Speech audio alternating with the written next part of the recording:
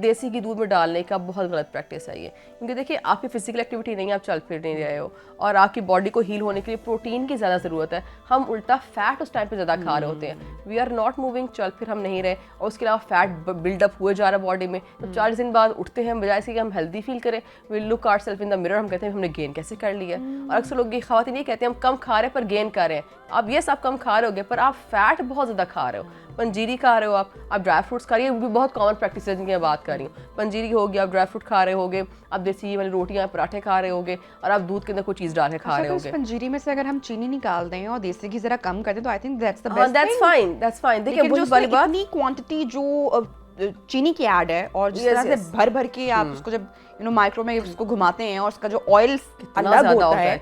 अगर आप dry fruits अच्छी अमाउंट में खा लो, ये पंजीरी क्या है, उन चीज़ों के अमलगमेशन सी है ना, आप सेपरेट लेके खा लो, आप देसी घी ज़्यादा ना लो, आप शुगर ज़्यादा लो,